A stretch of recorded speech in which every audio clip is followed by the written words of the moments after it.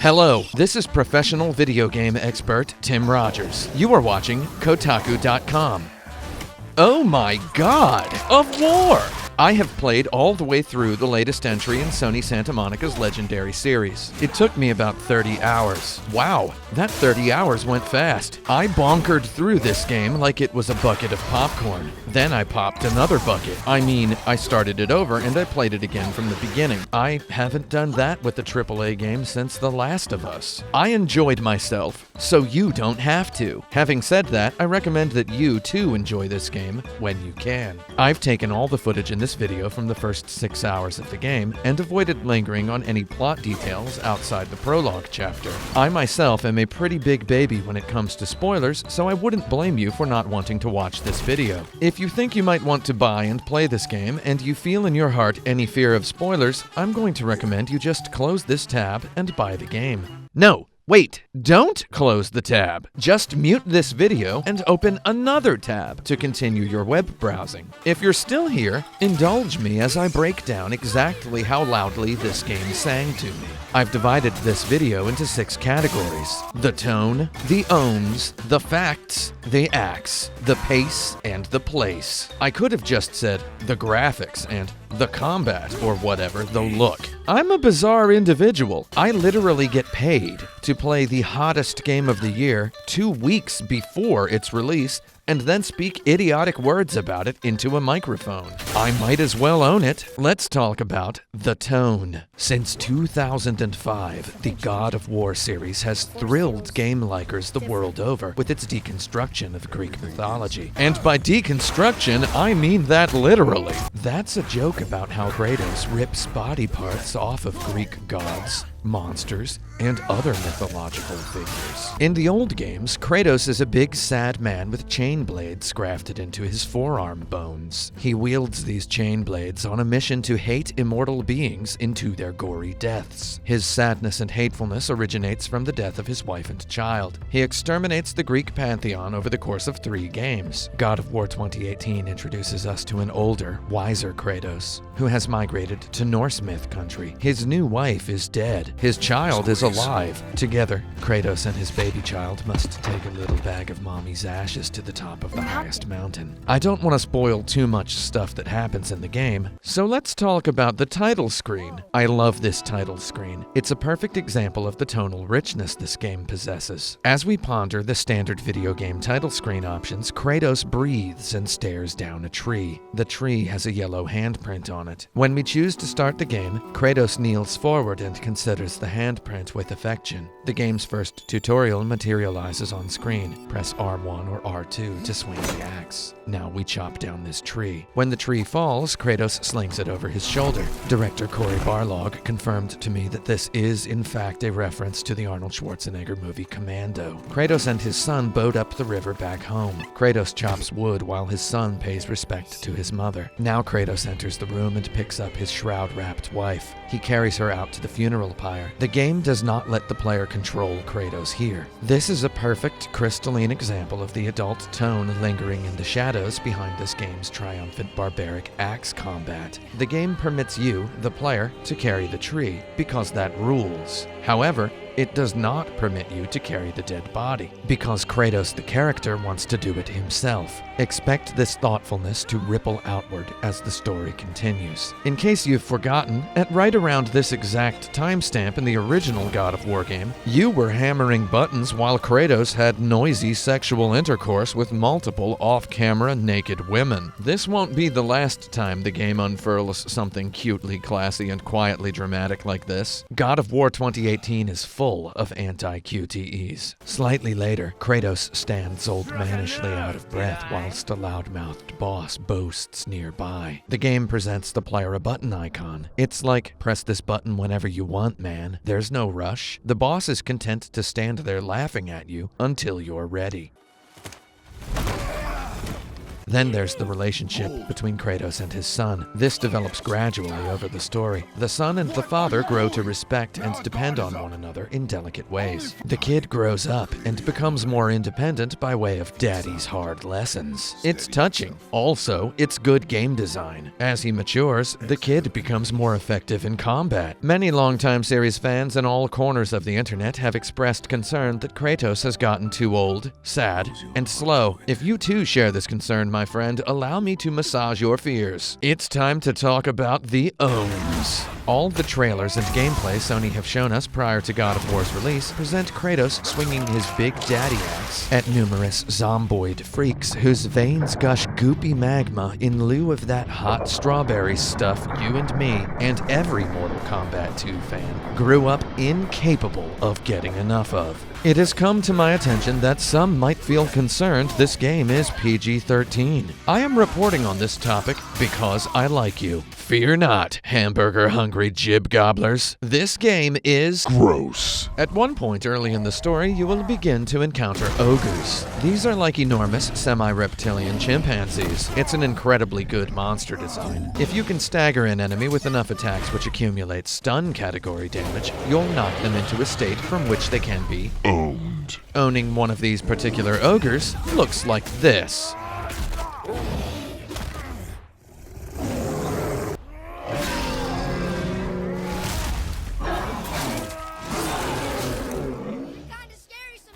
Okay? Look, this is not even the grossest thing you can do in this game. There's this one axe move that cuts enemies in half vertically, and some of these heckish idiots have some gross, pokey, shattered rib cages with some really weird, slippery red, turdy hamburger meat stuff chunking around in there. Just take my word for it. More than once I yelled aloud in the darkness, "That's disgusting!" To which the game silently replied, "Oh yeah, it's disgusting, and it looks good being disgusting." So let's talk about the facts. God of War runs in a lovely checkerboard 4K resolution on the PlayStation 4 Pro. Wow, there's even a performance mode that runs at 60 FPS. I'm sure Digital Foundry has already posted a detailed video about this. Those guys rule, so watch that. The big scream here is HDR. I have a friend who doesn't know what HDR is. Every time I tell him I'm playing a game in HDR, he's like, "That's cool. I wish I knew what HDR was." He's not even being sarcastic. He really does wish he knew what HDR was. HDR is like The Matrix. In the film The Matrix, no one can tell you what it is. You have to see it for yourself. Well, if you have a friend who doesn't know what HDR is, and you have an HDR-capable television, God of War suffices as an instantaneous definition. HDR is most exciting in areas of rich color under delicate lighting. Reflective or diffuse material surfaces scatter complex light into brilliant detail. If you're like me, you're going to stop and stare at every colorful, pearly pastel surface you pass, until your video child tells you, "Hey Dad, let's go." Oh, yeah,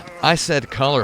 This game is stupidly colorful. It's gorgeous. I love it. I don't want to spoil the colors too much, so here, ogle this freakishly detailed wooden door. I tell you what, when I first encountered this door, I did not want to press the circle button to open it. Kratos stood, breathing, his axe on his back, his child waiting within. A tense conversation awaited behind that door. Wow, staring at the graphics is part of the drama. Enough about that, though. I know what you're here for. Let's talk about Daddy's axe. I love the combat in God of War 2018. It is rich, complex, challenging, and rewarding. Here is a list of action games I thought of while playing God of War 2018. God of War, God of War 2, God of War 3, God of War Ascension, Devil May Cry 3, Ninja Gaiden Black, Dark Souls, Demon's Souls, Bloodborne, Bayonetta, Sword of the Berserk, Guts' Rage, Berserk Millennium Empire Arc, Chapter of the Holy Demon War, Panzer Dragoon, God Hand, God Hand, God Hand. At first glance, God of War 2018's combat looks like it couldn't possibly possess the fluidity of the original games' chain blades. Once you get the hang of a couple of combos, you start to see it. Kratos' old blades were on chains because that was an easy visual excuse for their telekinetic lock-on potential. This new God of War is heavier. Though the fluid still flows, Kratos' attacks will gently lock on to nearby enemies. You use the R1 button for a weak attack. You use the R2 button for a strong attack. Press X to dodge. Double tap X to roll. Click the right analog stick to lock on to an enemy. Click the left analog stick to run. Press L1 to block with your shield. Time it right to parry. I love it. Hold L2 and then press R1 or R2 to throw the axe. A thrown axe can freeze enemies if it hits them just right. Press the triangle button to recall the axe. It flies into Kratos' hand like Thor's hammer. I wonder if there's a plot justification for that. Kratos has a quick 180-degree turn function. Press the down directional button, and you'll want to use it often. It sorta reminds me of God hand. While barehanded, Kratos can punch, kick, or shield bash. Barehanded attacks do less damage, though generally push up enemies' stun meters faster. You can unlock a shield bash action that will break enemies' guard with a double tap of the block button. That kinda reminds me of God hand. As the game progresses, you unlock axe upgrades and combat skills. One of my favorite things to do with the button is to hold it down and then let it go. God of War's advanced unlockable moves are a buffet table of exactly this thrill. The Executioner's Cleave is maybe my favorite. Hold R2 down until Kratos' rage overflows, and he screams and slams his axe down in front of him. The warm-up on this action is ridiculously long in deliciously equal proportion to the catastrophic damage this attack inflicts on an enemy. I call action game maneuvers like this popcorn techniques. You must hold the button a long enough time to inform the game that you wish to charge the maneuver.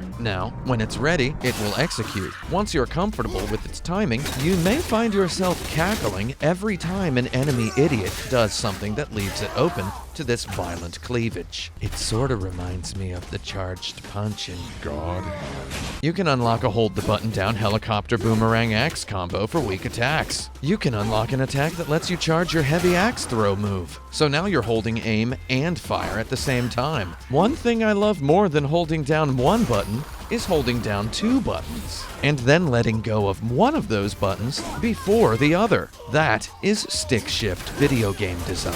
You can unlock big, beefy, sprinting leap attacks. You get a light one and a heavy one. They are both as risky as they are delicious. In addition to regular techniques, you have runic techniques. You can equip your axe with two of them, a light one and a heavy one. These get pretty technical. They have cooldowns in the ballpark of 30 seconds or 60 seconds. I genuinely did not expect God of War to remind me of Panzer Dragoon, though, yeah, it does that too. You can unlock an axe throw move that lets you lock on to a whole bunch of targets. I didn't even mention Atreus' arrows, which gradually evolve from, hey, that's neat, to I need it, as you familiarize yourself with the mechanics. You might think this is way too many moves. Well, first of all, that's not even half of them. Also, I promise you the enemies don't just stand there like trees.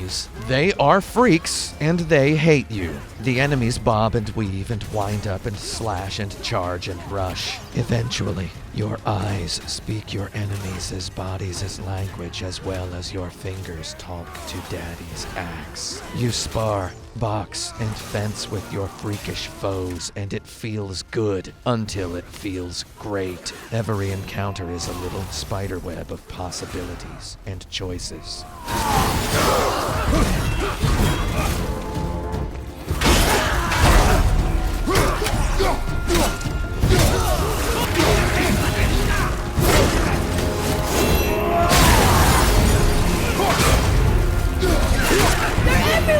A narrow path negates superior numbers.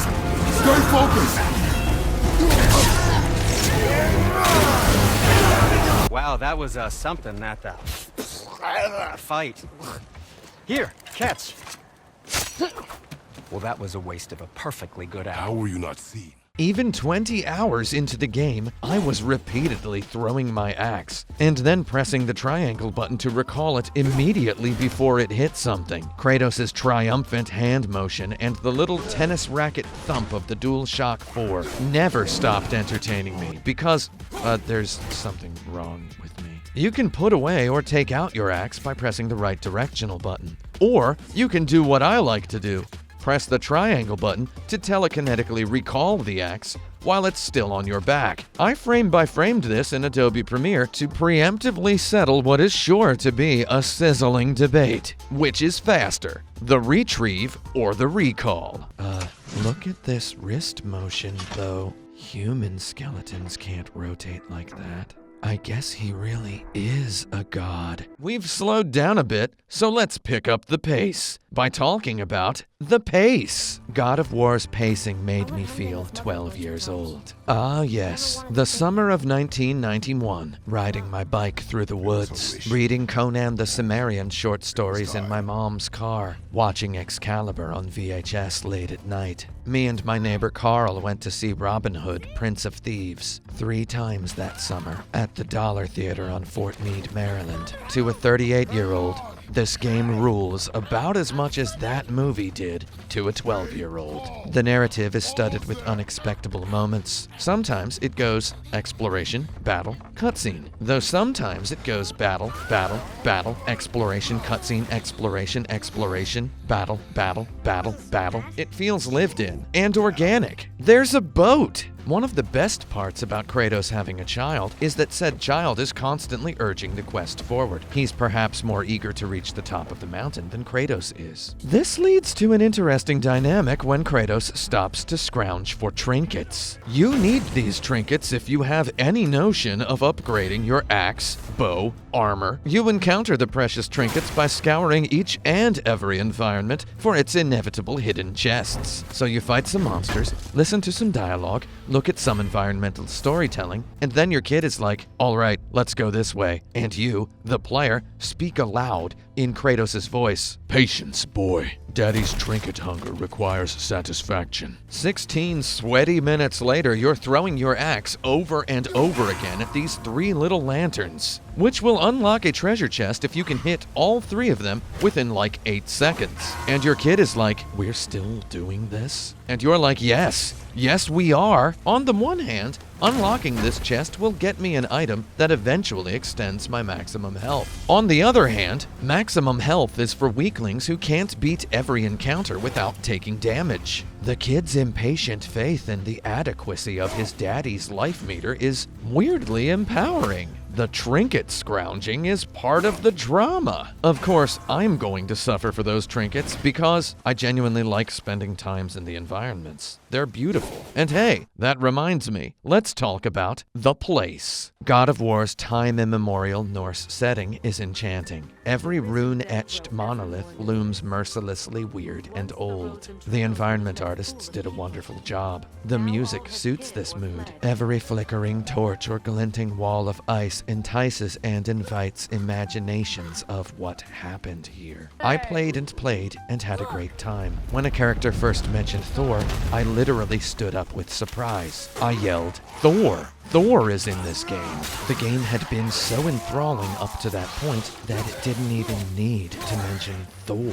Minutes later, I was like, oh my God of War, there's gonna be Valkyries in here probably. It's the little touches that sweeten the plot. You befriend 2 dwarven blacksmiths. They're brothers. They had a feud years ago. Every time you see one, he smack talks the other, though you can tell they love each other. I love how much they love each other. Also, I love that their accents aren't British. Straight back here and nowhere else. And whatever you do, never, ever.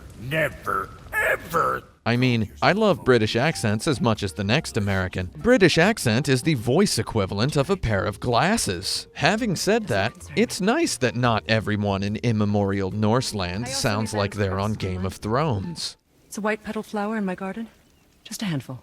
God of War starts great. I loved it right away. It kept getting better and better as it went on. Within an hour, it had completely hooked me. Then, 15 hours into the game, I realized I flat out loved it. Atreus and Kratos were in a canoe. Atreus asked Kratos a question, and Kratos told him a brief little story. Atreus responded to the story with impish skepticism, which Kratos counter-suplexed with tough, gruff brevity. I said, I love this. out loud, in the dark, to myself, and for the first time in hours, my normal speaking voice carried through my Astro A50 wireless headset microphone and monitored into my ears, mixed perfectly with the in-game dialogue. I looked around my living room like a ghost had just touched my shoulder. My Astro A50 microphone mutes when I swivel it upward, so why was it positioned in front of my face? It was then that I was consciously aware that I had, hours earlier, swiveled the microphone down into position in front of my lips so that I could speak aloud in Kratos' voice during battle, or roleplay his fumbling attempts to solve puzzles. On the one hand, it's the Astro A50's fault for providing me this seamless,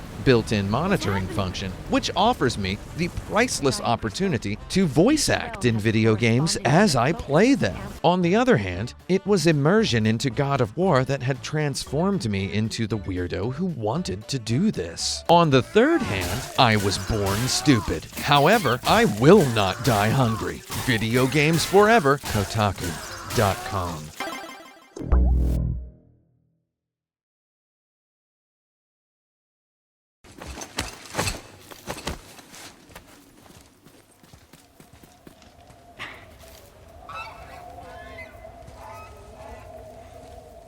Wow. Never been this close to the mountain before. Looks so big. Wish Mom was here to see it.